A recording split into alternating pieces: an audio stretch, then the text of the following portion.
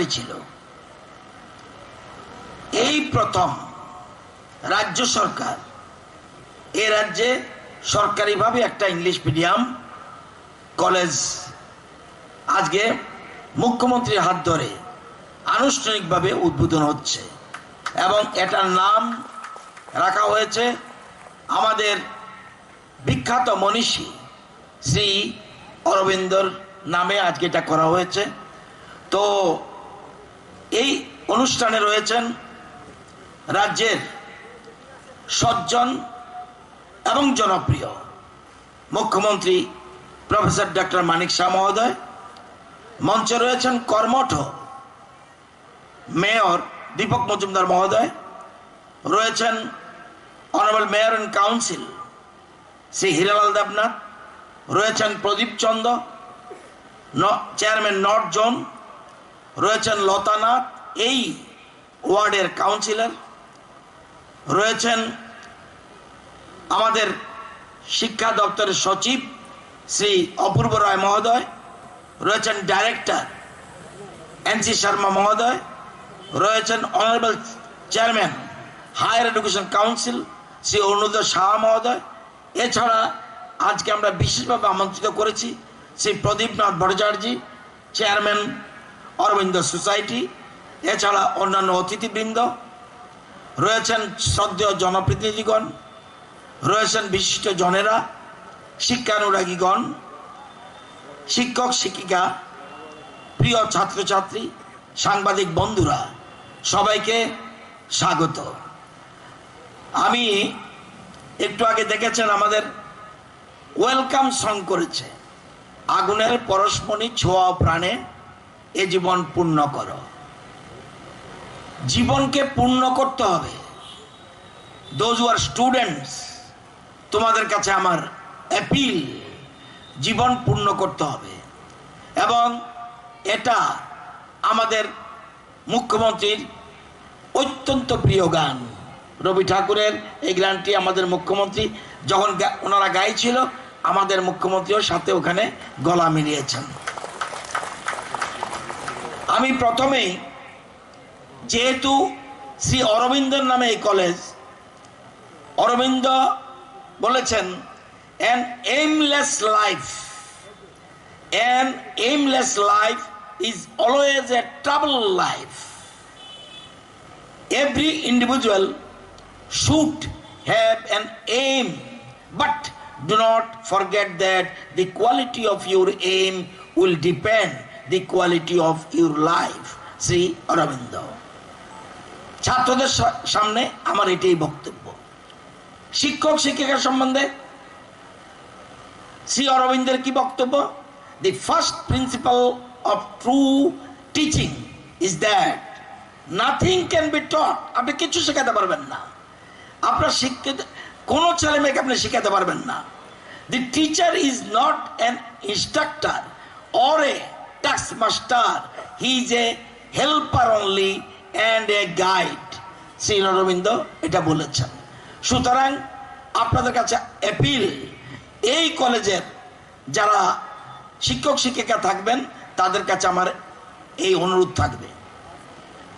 আপনারা জানেন আমাদের গভর্নমেন্ট, আমাদের সরকার আসার পর সবচেয়ে বেশি আমরা গুরুত্ব দিচ্ছি মানব সম্পদ উন্নয়ন। মানব সম্পদ উন্নয়ন মানে আপনারা হিউম্যান ডেভেলপমেন্ট। যতক্ষণ পর্যন্ত মানব সম্পদ উন্নয়ন করতে না পারবো ততক্ষণ পর্যন্ত রাজ্যের উন্নয়ন সম্ভব না। এবং এই হিউম্যান ডেভেলপমেন্টটা কিসের মাধ্যমে হয়? এডুকেশন আর হেলথ। আপনাকে যদি সুস্থ সবল রাখতে হয় এবং প্রকৃত শিক্ষা শিক্ষিত করতে হবে, human development, education and health. আপনারা জানলে খুশি হবেন, আমাদের রাজ্যে আমরা আসার আগে প্রিলিমিনারি স্কুল ছিল, প্রি প্রাইমারি স্কুল মাত্র 8টা ছিল। বর্তমানে 128টা প্রি প্রাইমারি স্কুল। এবং আগে এই প্রি 1 থেকে 12 পর্যন্ত কত ছেলে মেয়ে পড়তো রাজ্যে? 6,02,000।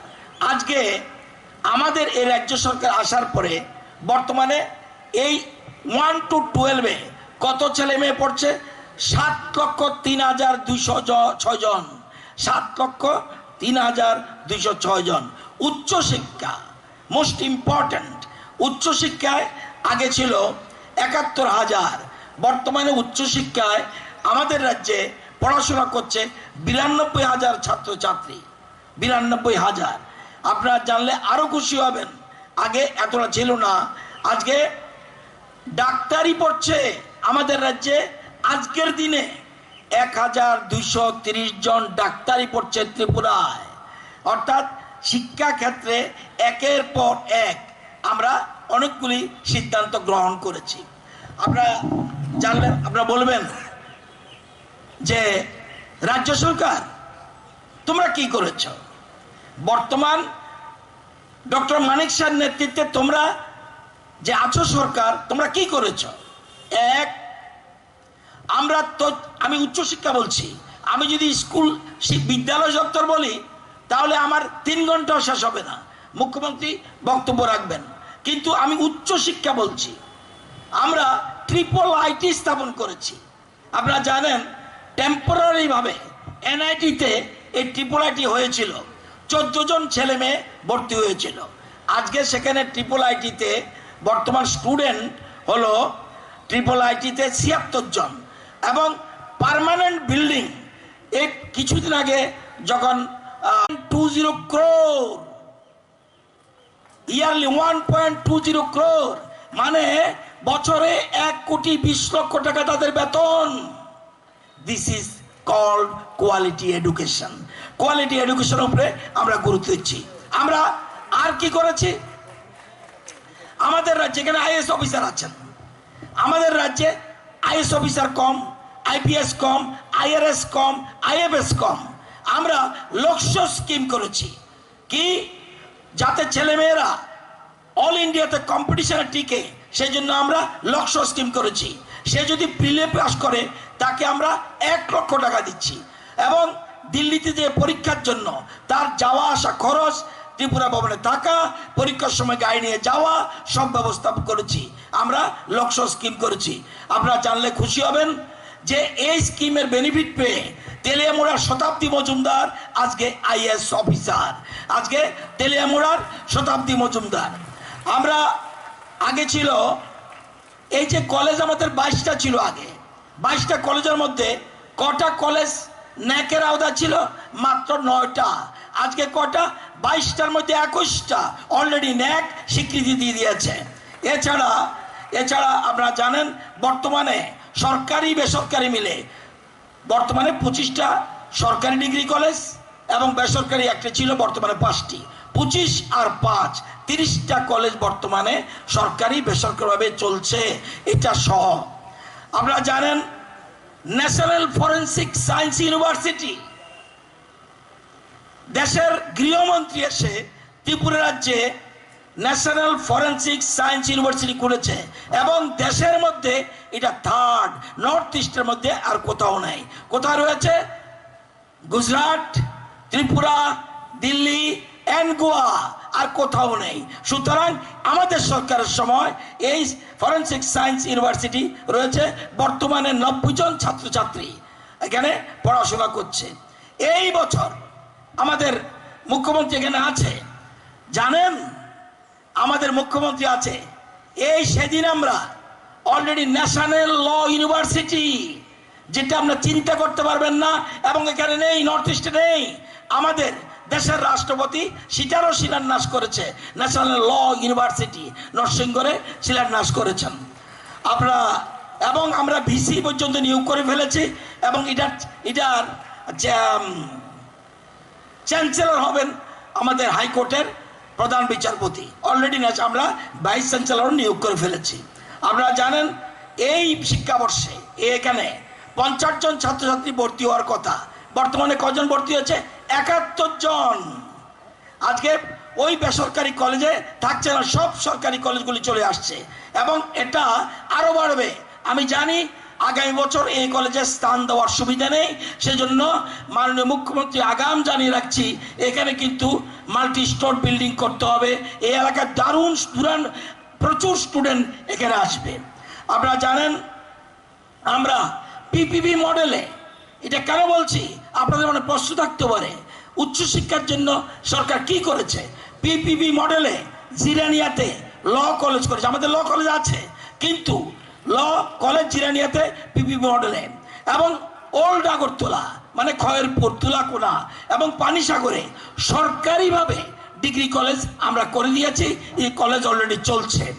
আপনারা জানলে খুশি হবেন, কাকরাবনেও এবছর একটি পিপিপি মডেলে ডিগ্রি কলেজ চালু করা হয়েছে, এবং লেম্বুছড়ার তো একটা প্রাইভেট কলেজ রাজস্বী নামে হয়েছে, এবং কাঠিয়া বাবা প্রাইভেট ডিগ্রি কলেজও আজকে সব সারা দেশের মানুষ, আমি জানি না কেন, সব বলছে ত্রিপুরাতে এডুকেশন করো, এডুকেশন করো, হাব হয়ে যাচ্ছে। আপনারা জানলে খুশি হবেন যে 11টা ডিগ্রি কলেজে আমাদের স্লোগান কি? আত্মনির্ভর ত্রিপুরা, আত্মনির্ভর ভারত। এটা কিভাবে সম্ভব? মুখে বললে হবে না।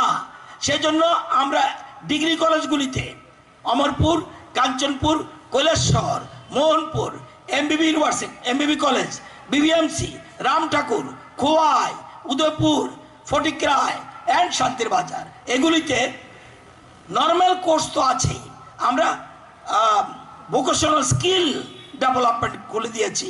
এতে কি কি সাবজেক্ট থাকবে? থাকবে mushroom cultivation, beautician, web development, gardening, yoga and data entry operator. আমরা অলরেডি কলেজ, স্কুলও চলছে, কলেজও চলছে। আজকে মুখ্যমন্ত্রী বিএড অনুপ্রেরণা যোজনা চালু করেছি, এতে উপকৃত হয়েছে 770 জন। কারণ অনেকে বিএড পড়তে পারে না পয়সার অভাবে। আমরা সরকারিভাবে বলছি ব্যাংক থেকে লোন নেবে, লোনের সুদের টাকা আমরা দেব। আমরা সেরকমভাবে বিএড অনুপ্রেরণা যোজনা করেছি। 6টি কলেজে, ইউনিভার্সিটি কোথায়? আগরতলা। 6টি কলেজে, কৈলাসহরের লোক আপনি কীভাবে আসবে? 6টি কলেজে বাংলা এবং ইংরেজিতে মাস্টার ডিগ্রি কোর্স চালু করেছি। কোথায়? ওমেন্স, আগরতলা, বিলুনিয়া, উদয়পুর, এমবিবি কলেজে, কৈলাসহর, ধর্মনগরে। অর্থাৎ বাংলা এবং ইংরেজি মাস্টার ডিগ্রি পড়ার জন্য আগরতলা আসতে হবে না, সেখানে থাকলেই তারা মাস্টার ডিগ্রি পড়তে পারবে। এটা আমরা শুরু করে দিয়েছি। টিআইটি আপনারা জানেন 4টা বিষয়ে এমটেক কোর্স আগে ছিল না, চালু করেছি। কি? Thermal engineering, data science, VLSI, embedded system and power engineering আমরা শুরু করে দিই, আগে ছিল না। আমরা প্রত্যেকটি কলেজে স্টুডেন্ট প্লেসমেন্ট সেল আমরা গঠন করেছি। এই কলেজে থাকতে থাকতে 666 জন ছেলে মেয়ে চাকরি পেয়ে গেছে। কলেজে থাকতে থাকতে অলরেডি বিভিন্ন সংস্থা এদেরকে নিয়ে গেছে। আমরা এছাড়া এমবিবিতে কেমিস্ট্রি এবং বিবিএমসিতে কমার্সে ইন্টিগ্রেটেড মাস্টার ডিগ্রি কোর্স চালু করেছি। যারা এখানেও ককবরক ভাষাভাষী ছাত্রছাত্রীরা রয়েছে, 22টা কলেজে আমাদের ককবরক ভাষা সাবজেক্ট আছে, কিন্তু ককবরকের কোনো প্রফেসর নাই। এই প্রথম ডক্টর মানিক শাহর নেতৃত্বে 22টা ডিগ্রি কলেজে ককবরক প্রফেসর টিবিসির মাধ্যমে আমরা দিয়ে দিয়েছি। আমরা সবকা সাথ সবকা নীতিতে বিশ্বাসী। আপনারা জানেন যে এছাড়া বিভিন্ন রকম আমরা প্রিন্সিপাল মাত্র এমবিবি কলেজে আর ওমেন্সে ছিল। এই কিছুদিন আগে 20 জনের জন্য চেয়েছি, টিপিএসসি দিতে পারে নাই, মাত্র 10 জনকে দিয়েছে। 10 জন প্রিন্সিপাল আমরা অ্যাপয়েন্টমেন্ট দিয়েছি। আমাদের প্রফেসর স্বল্পতা আছে, তারপরেও আমরা 38 জন অ্যাপয়েন্টমেন্ট দিয়ে দিয়েছি। আরও 40 জন অলরেডি টিপিএসসিতে চলছে। আরও 150 জনের জন্য অর্থ দপ্তরকে পাঠানো হয়েছে। আমরা চাই প্রকৃত শিক্ষায় শিক্ষিত হোক, এটা আমাদের সরকারের প্ল্যানিং। আপনার মেয়েরা খুশি হবে, আপনারা খুশি হবেন। আমাদের ডক্টর মানিক সাহেব রাজ্যের মুখ্যমন্ত্রী কি ঘোষণা করেছেন? কলেজে, ডিগ্রি কলেজে যত মেয়ে আছে তাদের জন্য সব ফ্রি, 1 টাকাও লাগবে না। এই সিদ্ধান্ত আছে, জানেন আপনারা? কোন কোন জিনিস আছে ভারতবর্ষে নেই, কোন কোন জিনিস আছে ভারতবর্ষে নেই, ত্রিপুরা আছে। বলুন তো কি? আপনাদের ইউটিউবে জেনে নেবেন। ভারতবর্ষের কোন রাজ্যে, মাননীয় মুখ্যমন্ত্রী আপনাকে বলে রাখি, ভারতবর্ষের কোন রাজ্যে 2000 টাকা ভাতা নেই, একমাত্র ত্রিপুরায়। আর কোথাও নেই।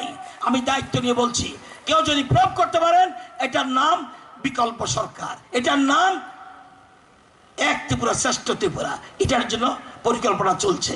তো সুতরাং আপনারা জানেন